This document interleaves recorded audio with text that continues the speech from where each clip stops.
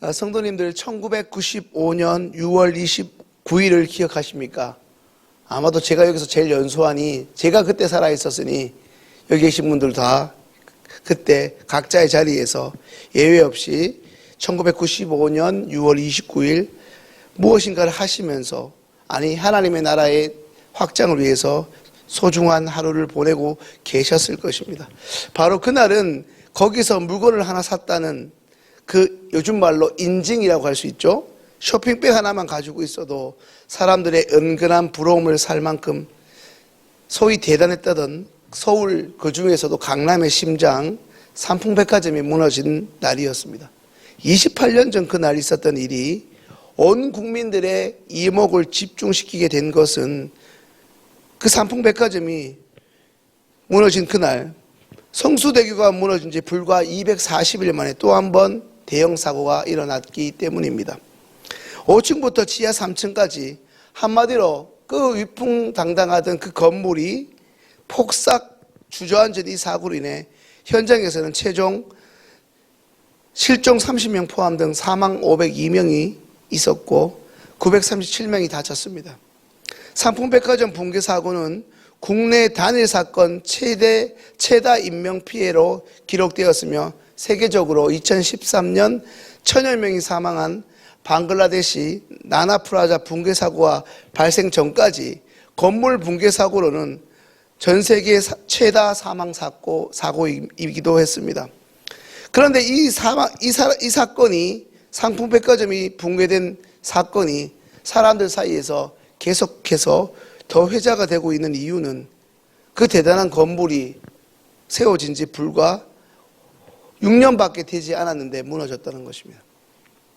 부실 시공과 불법 설계 변경, 그리고 공무원들의 뇌물수수, 쇼핑 공간을 넓혀서 조금이라도 더 영업이익을 꾀하려는 안전을 담보하기 위해 있어야 할 기둥을 기존 설계보다 무려 25%나 줄이고 불법으로 건물을 한층 더 증축하는 이런 일들을 임의적으로 용도 변경을 자행했을 뿐 아니라 이 사실을 뻔히 알고 있었음에도 불구하고 이미 뇌물을 받은 당시 담당 공무원들이 공사가 40%밖에 진행되지 않았음에도 백화점 영업을 허가해 주었다는 것입니다.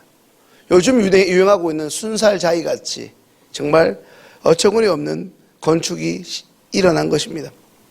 무엇보다 결정적인 것은 백화점 측의 소위 안전불감증입니다.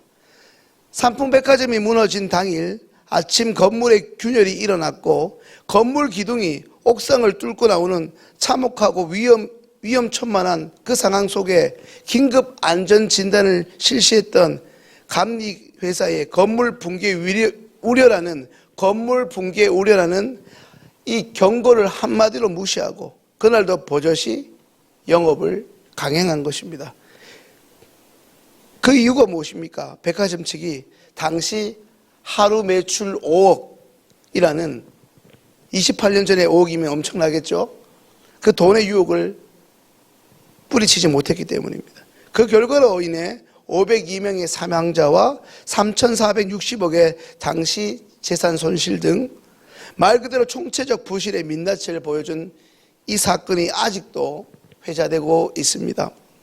하루 매출 5억과 수많은 사람의 생명과 맞바꾼 인간의 욕심의 불씨가 무려 692배에 돌이킬 수 없는 재앙의 화로 다시 인간에게 돌아온 것입니다. 삼풍백화점 사건을 통해 다시 한번 건물의 기초가 얼마나 중요한지를 새삼 깨닫게 됩니다. 인간의 눈에 크고 화려하게 보이는 건물이나 집일수록 오히려 건물의 기초가 잘못되면 위험해집니다. 그러므로 건물로 비교되는 이 교회 또한 겉으로 드러나는 외관을 화려하게 하는 데 집중하기보다는 그 건물이 오랫동안 유지될 수 있도록 그 기초를 다지는데 온 심혈을 기울여야 할 것입니다. 오늘 이 자리에 나온 한 사람 한 사람 우리들의 삶과 신앙의 기초는 단연 진리이신 예수 그리스도뿐입니다. 사랑하는 성도님들, 오늘 본문을 통한 하나님은 어떤 분입니까? 하나님은 교회의 주인이시며 우리들을 동역자로 세워 주님의 몸된 교회를 섬기게 하십니다. 잘 아시는 대로 우리 시흥교회는 예수 그리스도의 피값으로 세워진 우리 주님이 주인 되시는 교회입니다. 교회를 건물에 비유하여 설명하자면 교회는 에베소서 2장 말씀처럼 어느 때만 잘 지어져 가는 것이 아니라 처음에 잘 지어진 게 중요한 것이 아니라 계속적으로 잘 지어져 가야 합니다.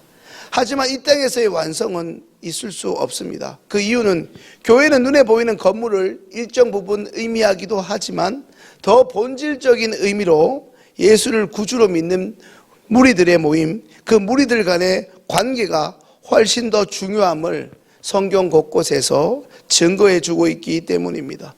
그런 의미에서 주님의 교회는 거기에 속한 오늘 이 자리에 나오신 성도님들을 포함하여 시흥교회 성도 한 사람 한 사람, 교인 한 사람, 바로 그 개인들이 함께 어우러져 지어져 가는 곳임을 잊지 말아야 합니다. 그렇다면 오늘 본문이 우리에게 주는 교훈은 무엇입니까? 우리들은 초점을 하나님께만 맞추고 서로 간의 시기와 경쟁을 이제 멈추고 오히려 연합과 협력을 통하여 주님의 몸된 교회를 함께 애써 그리고 힘써 세워가야 합니다. 농사에서 곡식을 자라게 하시는 이는 분명 하나님이시지만 집짓기는 성도인 우리가 직접 해나가야 합니다. 사랑의 수고를 해야 한다는 것입니다. 그것도 우리 믿는 이들이 서로 유기적인 관계를 맺으면서 함께 땀 흘리며 애써가야 하는 것입니다. 무엇보다 우리가 잊지 말고 기억해야 할 중요한 것이 하나 있습니다. 하나님께서는 마지막 날에 우리 믿는 자들을 하나님의 기준으로 평가하신다는 사실입니다.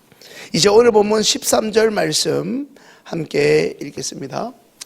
각 사람의 공적이 나타날 터인데 그날이 공적을 밝히리니 이는 불로 나타나고 그 불이 각 사람의 공적이 어떠한 것을 시험할 것임이라. 아멘.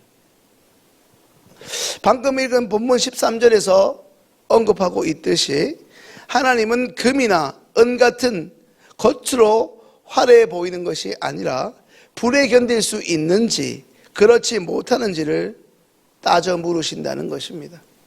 한낱 화려해 보이고 결정적인 순간에 후 불면 날아갈 것이 아니라 불에 견딜 수 있는지 평가하신다는 것입니다. 이 말씀의 의미는 성도 개개인을 비교하여 따지는 소위 대학교에서 쓰는 상대평가가 아니라 각자에게 허락된 그 일과 그들에게 허락하신 삶을 통한 절대평가라는 것입니다. 상대평가 혹은 절대평가 모두 장단점이 존재하지만 하나님의 평가가 절대평가라는 것은 하나님이 정하신 그 기준에 의해 모두 다 상급을 받을 수도 있지만 동시에 모두 다 상급을 받을 수 없기도 한다는 이 점이 중요합니다. 하나님은 저와 여러분 우리 상호간에 일어날 모든 일과 그 일이 일어난 동기와 배후를 너무나 훤히 잘 알고 계십니다. 우리 눈에는 봉사하는 것 같지만 그 봉사를 어떤 연유로 인해서 하게 되었는지 그 동기를 하나님이 잘 아신다는 것입니다. 훗날 하나님의 날에 그분의 시간에 그것도 하나님의 철저한 기준에 따라 이 땅에서 우리의 삶을 하나하나 평가하시고 정산하실 것입니다. 그것은 철저히 하나님의 몫이고 하나님의 영역입니다. 오늘 본문 3절 말씀 함께 읽습니다. 너희는 아직도 육신에 속한 자로다. 너희 가운데 시기와 분쟁이 있으니 어찌 육신에 속하여 사람을 따라 행함이 아니리요.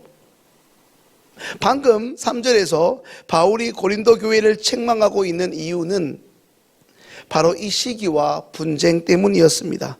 분쟁은 바로 성도들 간에 인간들 간의 경쟁 때문에 생기는 갈등입니다.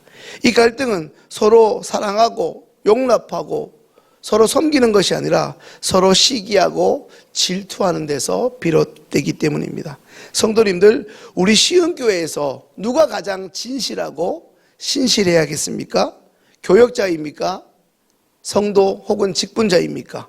모두 다 각자에게 주어진 맡겨진 역할에 최선을 다하고 그리고 성실해야 할 것입니다. 그러나 무엇보다 우리는 이 교회 안에서 나의 유익과 나의 만족을 구하려는 이 시도를 과감하게 내려놓을 수 있어야 합니다. 오히려 예수 그리스도로 인하여 구원받은 성도의 남은 삶은 그 교회를 세우신 하나님과 예수 그리스도의 유익만 구하고 나타나는데 그 목적을 두어야 하기 때문입니다. 성도님들, 이제 더 이상 직분에 숨지 마십시오. 성도님들, 오늘 이 자리에 나온 나는 어떤 사람입니까? 나는 주님의 몸인 시흥교회를 세우는 사람입니까? 아니면 주님의 몸을 허무는 사람입니까? 그렇다면 나는 누구입니까? 이제 주신 말씀을 가지고 함께 기도하겠습니다.